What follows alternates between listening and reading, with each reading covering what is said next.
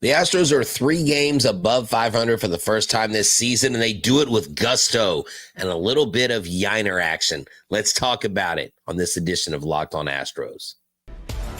Yainer Diaz, this is Locked On Astros. Hello and welcome to Locked On Astros, your daily Astros podcast. Here are your hosts, Eric the Man Huysman and Brett H-Town Wheelhouse Chancey. We are Locked On Houston Astros. We update you join us for a daily Locked On Astros podcast. My name is Eric Huysman. You can find me on X at EricDocStros. Find the show at Locked On Astros, your team every day. Brett, where can I find you at? They can find me at H-Town Wheelhouse on X, Instagram, and TikTok. They can find me at Stros411 on X, on Facebook, and Instagram, and at Back to the Bullpen on iHeartRadio on YouTube, and as well on Instagram. And look, you know me, I'm always positive, always Stros. So check out Stros411 there on Facebook and Instagram. Eric, what a game. 3 wins in a row. I mean, do we see a trend that is starting to happen with this offense?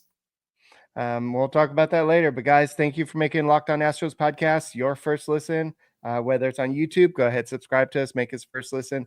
Apple, Odyssey, Spotify, wherever you listen to your podcasts, go ahead and check us out. Today's episode is brought to you by Monarch Money. Take control of your finances with Monarch Money. Use the code LOCKDOWNMLB at monarchmoney.com for 50% off your first year. So, Brett, I know that a lot of people have been kind of picking on Yainer Diaz. This is a guy that Astros fans have been cheering for the past 2 years or 2 years plus. And this is a guy that the Astros basically traded nothing to get. Well, I guess he was part of a trade.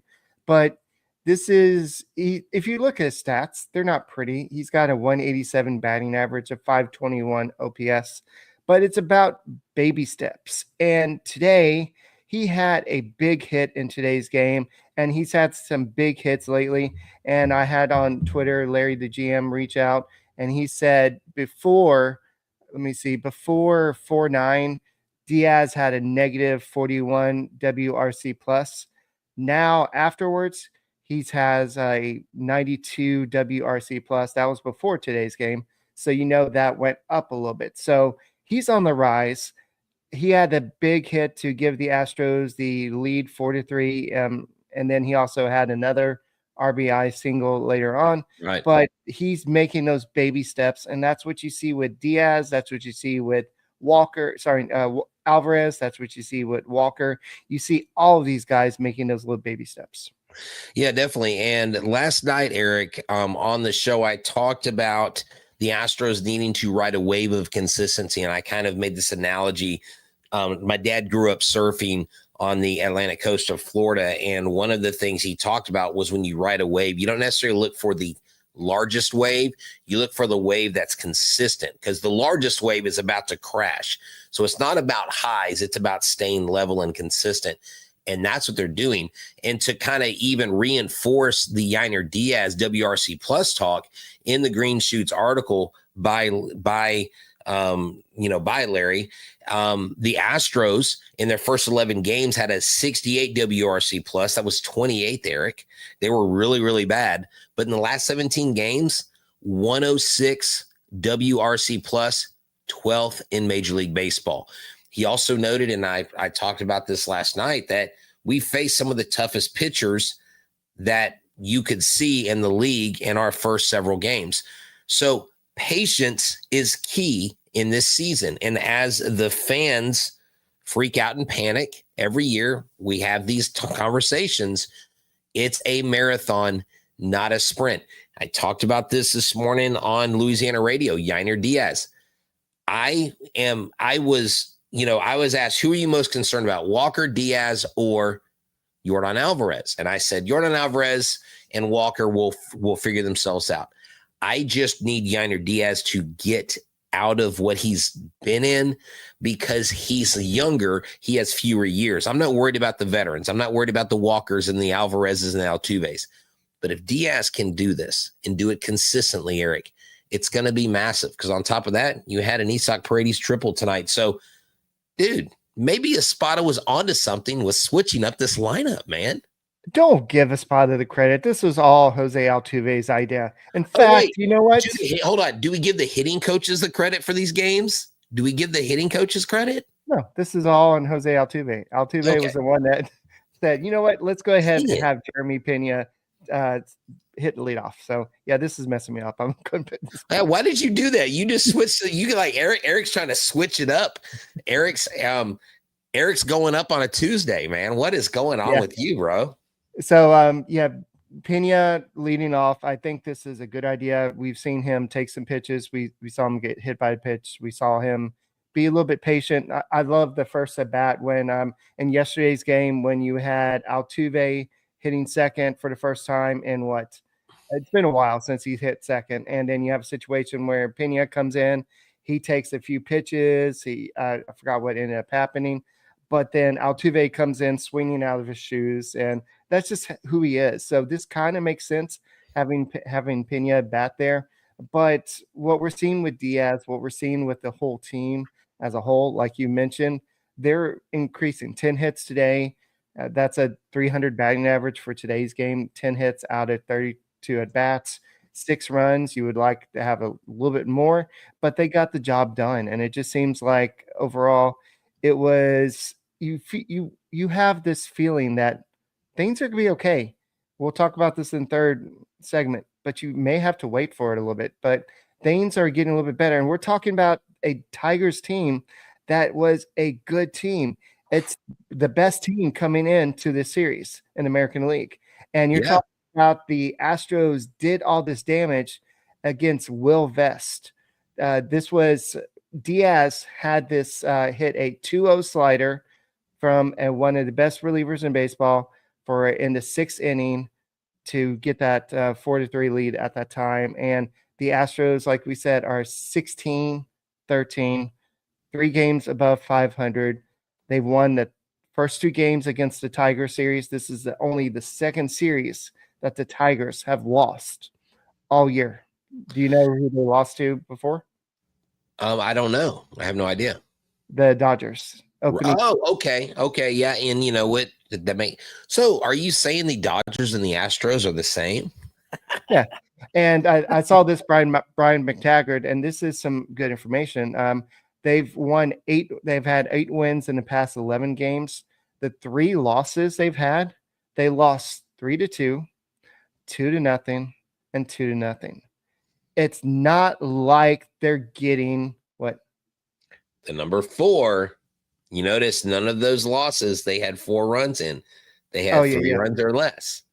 Right. Now they're 10-1 when they score 4 runs. But anyway, sorry, I didn't mean to divert from your point. I was trying to 3 games and there's no but I get what you're saying now. Yeah. So the offense has got to score runs, and we've seen that recently. We've seen them be a little bit more consistent overall, and they score 3 times in the 6th inning. And I think that they're finding the right rhythm. Are they going to win every game? No, but when they lose, they're not getting blown out. And that speaks to the pitching. That speaks to the offense. Sometimes, I guess I could say this, crap in the bed. But once they get that consistency, you'll see a much better team. Yeah, definitely. And what this team can accomplish, even without Tucker, even without Bregman, there's still a very good offense. And one of the things that I like about this article that Larry wrote is it talks about just how unlucky the Houston Astros have been. In other words, that as hard as they've been hitting the ball and the type of pitches they've been getting a hold of, baseball is predicated not just on failure, but also on luck. Because there will be those nights where you hit every ball on the screws and it goes right to a fielder. And then you have those nights where nobody's touching the baseball because it's being thrown all around the yard because everybody's diving and it looks like the Bad News Bears. So I really think that the Houston Astros, they do a really good job, Eric, of not panicking. They do a really good job of staying the course, not trying to get outside themselves. You may have a player or 2 press, but I think this team, they've been there, done that.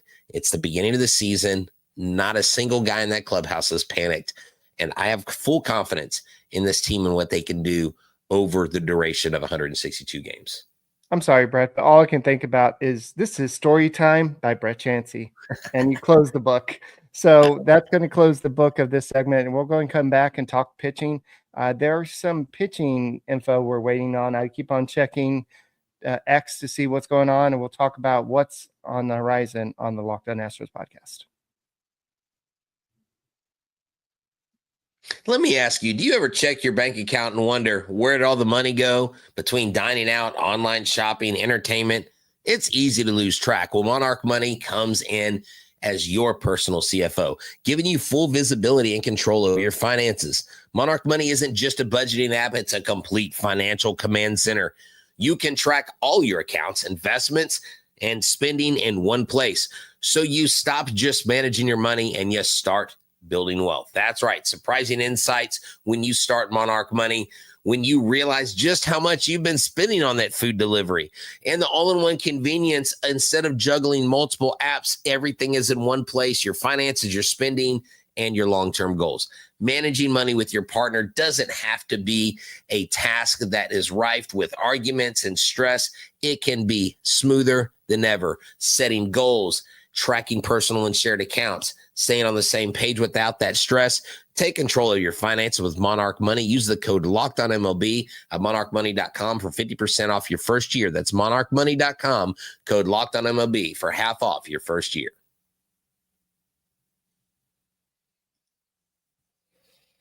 Hey guys, thank you for making Locked On Astros podcast your first listen every day. Whether it's on YouTube, go ahead, subscribe to us. Go ahead and make us your first listen. Apple, Odyssey, Spotify, wherever you listen to your podcast, go and check us out. So we know that in the AL West, pitching is key. And just ask the Rangers. The Rangers have a negative run differential, but they're still technically no, they're not tied for first place anymore because somehow they've played one more game than the Astros. And the Astros have played one more game than the Mariners, but they all have 16 wins at this point. Wow. So the Mariners are technically in first place, and the Astros are in second place, a half game, and then the Rangers are in third place, one game behind. There could be active games going on. I haven't checked to see if they're actively playing right now. But what we're seeing some of the teams with the positive run differential because, Brett, I think some wise people said on a couple of podcasts a few days ago that if you score more runs, you're going to win some games. Yeah, only on Locked On Astros can you get such analysis as Eric the Man Huysman says, and I quote, if you score more runs than your opponent, you said it first. Win. You said it. Hey, I'm not going to, Eric, I don't want to take credit for that. That was genius. All right, so Ryan Gusto pitched today, and he didn't have the same gusto. He didn't seem to have the same control. It was a little off. He didn't really implode or anything. He gave up the home run. He almost hit or walked a guy, but instead they went ahead. He gave up a home run instead, but he battled. And so he pitched 4 1/3 innings. This was most pitches he thrown in a game, 90 pitches. Only 58 of them were strike. That's the lowest percentage that he had. But he threw 31 pitches in the first inning. He got into the 5th inning, but he exited 2-0 deficit, but he has a 3.00 ERA in 27 major league innings so far. So you might be saying he's doing a pretty good job. Yes. Why is there a question mark for tomorrow's game? Well, because we don't know who they have pitching. I know AJ Blueball is actually there with the Houston Astros. It's not going to be Lance McCullers from what I understand, because he would only be going off 3 days rest. I kind of opined on that earlier on X. Well, I had speculated and completely forgot that he had started a couple days ago. And of course, everybody in the Twitter sphere corrected me. So I stood corrected. That's fine. I make mistakes. But AJ Can I correct you one more time just for fun? Yeah, go ahead. He actually threw a bullpen. He's going to throw a bullpen today. And so he's going to, he threw a bullpen today. Okay. And so Joe Espada said that Lance McCullers, they're going to see how he responds. And then he could possibly return next time around when the Astros face the White Sox. So Yeah, and that is, I believe Chandler Rome talked about his earliest return would be against the White Sox. And like I said, I just completely forgot that he was on a rehab start. But does this mean AJ Blueball is going to make his major league debut tomorrow? Have they said anything? Do we know what's going to happen? I know before the game, it was I want to see what happened. Joe Espada says, I want to see what happens, how many pitchers we had to use in this game. And for the most part, Gusto did go fairly deep in the game, 4 1/3 innings. But you would hope that he would have gone a little bit deeper, maybe with 90 pitches. But you didn't have to use a lot of the bullpen. It's the guys you had to use in the bullpen. You had to use Hader in that situation. And this was a non-save situation, and he gave up the 2-run home run in a non-save situation. You've had to use Brian Abreu for back-to-back days, just like Hader. And so you use some guys that maybe the bullpen may be a little bit thinner, but you might need to just go ahead and bring up Blueball. Just to what's going on with Hayden Wesneski? There's nothing physically wrong with him, but in his last start, velocity was down a little bit. He's healthy, according to Joe Espada. They just want to. This is like I've been saying a couple times. This is the first time that he's actually been a full-time starter. There's going to be some. Yeah, I think there's somewhere. I think there's somewhere there because the Cubs really didn't utilize him properly, and that's what I talked to him about before the season. He was like, I feel like I'm a starter. But when you go a whole season without being a starter and then you get thrown into being a starter, that is a difference. And AJ Blueball is up with the club. They haven't made any formal announcements that I'm aware of, but right. He's at Dyken Park. So I'm assuming he's going to be the guy on the mound. Breaking news by we just as Brett says that. Chandler Rome says AJ Blueball will start tomorrow's game against the Tigers. Told you. His major league debut. You heard it. You heard it here first. No, yeah. So AJ Blueball, I assumed no announcement. Well, I mean, he was there. Why would he be there if he wasn't going to play, wasn't going to pitch? But I do want to say this. Do what now? He was on the taxi squad. You remember back in the COVID days when we had taxi squad? Oh gosh. Do we have to talk about that? Horrible. Anyways, look, what was I? Go ahead, Eric. I completely forgot the point I was going to make. But I'll circle back to it. It had something to do with the pitching. But anyways, Go ahead.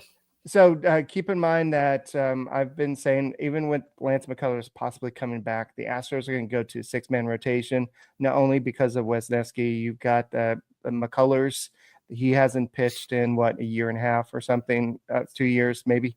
So you're going to have to kind of spread these guys out so you're not going to wear them out. And so you've got a stretch coming up on May 9th. Where you're going to have 17 games in a row. And so you're going to have a 6-man rotation. And so that's why I think they're going to see how Lance McCullers responds tomorrow after throwing a bullpen today. I think he threw 33 pitches, if I remember correctly. And then they're going to see how he responds. He may come back, and then he'll be part of the rotation.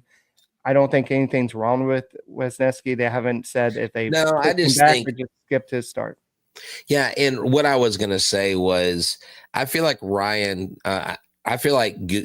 Gusto can be, and I think you've mentioned this, the Brian Peacock type of role player this year. Whether he's starting, whether he's middle relief, he can do it both, Eric. He's that guy that can, because he did a lot of relieving in AAA last year. You know, he had the 9-1 record. He pitched a lot of innings. So he's your guy that you can go to in multi-inning situations. Let's say, for the recent fan, Christian Javier, good call there. Good call there. Good, man. The fact that he's hurt and out is just so mind numbing. It's so frustrating because he's so good when he is on. He's so good. And I don't think that Lance McCullers is going to return to 2017 Lance McCullers, but him being out there and being successful and being a smarter, older, wiser pitcher, we may see more success than we don't with him. Yeah. Yeah, and I think that going even further back, I believe Tim Redding was in that situation. We can go all the way back. But yeah, the Astros have a situation where you're going to have 6 to 7 starters. I think AJ Blue Ball is coming up just for a spot start. He'll be probably going back down right afterwards. But this is a chance for the Astros to see what he's made of. And if there's a situation where Wesneski or one of the guys needs to have some time off, then Blue Ball can go ahead and come up and show what he could do. But I think this is a great opportunity for him. He's shown what he could do last year. He's got a pretty good ERA so far. I believe he has 3.86 ERA this year in 28 innings. So I think he can get the job done. So it's just a matter of what's the corresponding move and what happens from here. I know Bennett Sosa. I think they have a spot open from what I understand. They had on the 40-man roster, but not on the active roster. They still have to send somebody down. So, but Bennett Sosa, before we close this segment, he still has not given up a run as a Houston Astro. So, guys, thank you for making Locked On Astros podcast your first listen every day. Are you looking for the snack that is delicious and nutritious? Crack into the good source of protein with Wonderful Pistachios. Wonderful Pistachios is one of the highest protein nuts out there. Each 1 ounce serving has 6 grams of protein, giving you over 10% of your daily value. Plus, they're packed with fiber and better for you unsaturated fats to help keep you feeling fuller longer. I like the variety of the pistachios with the shell on. You may like them with the shell off. It is the perfect grab and go snack for busy days, whether you're snacking at the desk on a road trip, you just need a quick protein boost. There's always a go-to snack in my pistachios. They're Wonderful Pistachios. That's right. And not only that, they have 9 essential amino acids. No shells are wonderful. The satisfying crack of opening that shell, whether you're running late, it doesn't matter. Get to snacking and get cracking with the snack that packs a protein punch. Visit wonderfulpistachios.com to learn more. Hey, you watching the Locked On Astros podcast. Have you made us your first listen? Well, why don't you go ahead and subscribe to us? There's a little red button down there that says subscribe. Just press it, and you can go and help us get to 14,000 subscribers. So go ahead and help us get there, and go and check out Locked On Astros podcast as well, and go ahead and check out Locked On Astros Fantasy Baseball as well. So I know that a lot of Astros fans are happy about the way the team has been playing recently. I know that frustration has mounted about maybe waiting too long in the game to score some runs. And I was like, is it really that bad? I know you looked up some stats. I'll go ahead and let you read your stats. Now I'll go ahead and show you the stats, but they didn't score until the 6th inning today, Brett. Then they scored three runs in the 6th inning, then 3 runs in the 7th inning. And then basically that was it. But have they been doing that all year? Well, okay. So I just went back since April 22nd. Okay. April 22nd, they've scored 17 runs, 6 innings or later, and they've scored 8 runs between the 1st and the 5th inning. But if you look overall what they've done in each inning, Eric, in the 5th inning, 19 runs, 6th inning, 17 runs, 7th inning, 10, 8th inning, 13, 9th inning, 6. Now, the 1st inning, 6 runs, the 3rd inning, 7, the 4th inning, 7. You know what's weird? In the 2nd inning, 19 runs. So in the 2nd inning and the 5th inning, they scored the most runs this year. There hasn't necessarily been a pattern, but it did see. Now, I think one of the problems that plagued the Astros when they got 11 games, under 500, or they're 11 games out of first place, is remember the other teams are scoring 3 to 5 runs almost per first inning. And the Astros were having to constantly climb out of these run deficits. They're not doing that this year. They are scoring, I think, more consistently across the board, and that's what this shows me. But the 5th and 6th inning, That right there is 36 runs alone on the season. So the middle innings and later, they're doing well. And if you're a playoff team, you want to be able to do that, because when you get to the playoffs, and yes, I'm talking about the playoffs on April 29th, those playoff teams have the best bullpens. And so you want to know that you can score late, even when you face solid pitching. Well, Brett, you just asked, well, what about home runs? Well, I'll go ahead and answer that question. Oh, that's right. So in the second inning, they have the most home runs. They have 5 home runs in the second inning. The first inning, they only have 1 home run all year. Can you imagine that? Is it Jose Altuve? Probably. It's probably a leadoff home run. But in the third inning, they only have 1 home run all year. But then the rest of them are kind of spread out. The 8th inning is where the Astros have 4 home runs. So the most home runs they've hit in an inning is the second inning and the 8th inning. So, but if you look at it compared to 1 to 3, 4 to 6, and 7 to 9, it's pretty spread out. 7, 8, 8. Well, I tell you this: the Astros, Eric, need to hit more home runs. Right. We talked about this the other day. They are in bad need of a lot more home run hitting. I would like to see more long balls, but it's not about the 16, the 17 run outputs, the 12 run games. Again, it's about riding the wave of consistency. And I want HEB to make a commercial with Jose Altuve on his surfboard riding a wave. Let's do it. He was on a trick ski. Do you remember the Carlos Correa, George Springer, and Jose Altuve skiing commercial where they're all like wanted to be friends and stuff, and they were all playing around? I want to see Jose Altuve on a surfboard riding a wave consistently, because he is the most consistent guy, I think, in this lineup. Yeah, except for when he has an offer like tonight. But oh, for come the most on, part, man! What the heck? Good Lord! I take it back. He had a hit today, I believe. Dude. Yeah, he had a hit. You don't like my idea? No, actually, he did not have a hit. He had a walk. But... Look at this. Look at this guy. This guy's killing me over here. Good Lord. Speaking of killing it, Mauricio Dubon had his hardest hit ball of his career. So it was 108.8 miles per hour off the bat.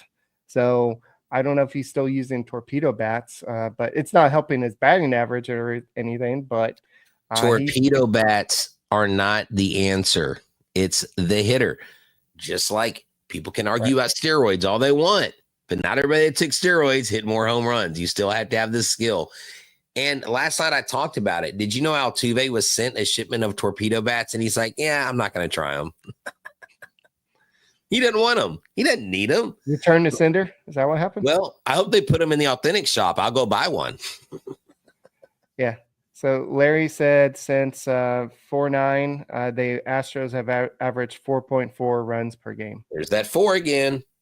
They're 10-1 when they score 4 runs or more. Yeah. It's a pattern. Yeah. So I just think the Astros need to stay consistent with the bat, and they need to figure out a way to sweep the Tigers tomorrow. Yes. The Astros have the ability to do that, and they have the means to do it, but somehow it's a good team. This is not the Tigers that we're used to. This is a Tigers team that's good. So what can we expect from tomorrow's game? Who knows? This is an Astros team that it's kind of hard to predict what's going to happen. But for the most part, you can kind of predict right now good starting pitching, but it is a rookie on the mound, AJ Blue Ball versus Jackson Joby. So none of the players have faced each other. No. So it's going to be a blank slate. Look, this is one of those games where your veteran presence takes over, and I think the Astros are very well set up for a sweep. They're feeling good. They're feeling themselves. They're confident. And guess what? We buried something. Did you know that it was a special holiday today? No. It's Julia Morales Day. I'm not lying. The city of Houston named today Julia Morales Day. Mayor Whitmire, I believe is his name, because I'm not from Houston. I don't vote in Houston proper, but they named April 29th Julia Morales Day. So she got her own day. So happy Julia Morales Day, Eric. I don't know. Am I supposed to get a card now for you? Yeah, you're supposed to give me like a new baseball hat and new AJ Blue Ball baseball card and maybe autographed bat or something like that. So yeah. How about an Amin Thompson? No, that's fine. You can't have that card. Hey, I'll give you a Trevor Lawrence rookie card. How's that? It's sitting right here. Is he a baseball player? No, he's a football player, Eric. He's holding a football. He's for the Jaguars. Duval. So, anyways, There you go.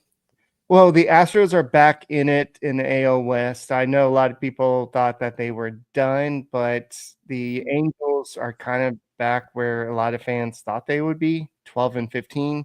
The A's are back at 500 at 15-15. The Rangers are 16-14. Astros are 16-13. The Mariners are 16-12. Where do you see in 30 seconds or less? Where do you see the Astros? I'm sure you could say the Astros are going to be finish first. Who do you think is going to finish in second? Oh, well, I just don't believe the Mariners are for real. I think they're frauds. They've not proven to me ever that they're consistent in being winners. You can count on two things: the sun coming up and the Mariners not doing what they're supposed to do at the end of the season outside of 2022. So the Houston Astros and the Rangers, I think it's our division. Now the Mariners will make it interesting, and we may be playing swapsies on first place like they are out in the AL West, in the NL West. But I think it's the Astros and Rangers division to win and lose. You heard it here. Brett Chancey is a Rangers fan. We'll go and talk about this and more on the next edition of the Locked On Astros podcast. I'm just kidding. You can wipe that sour face okay. off. I was about to crash out, bro. That's what the kids say now. Crash out. No cap.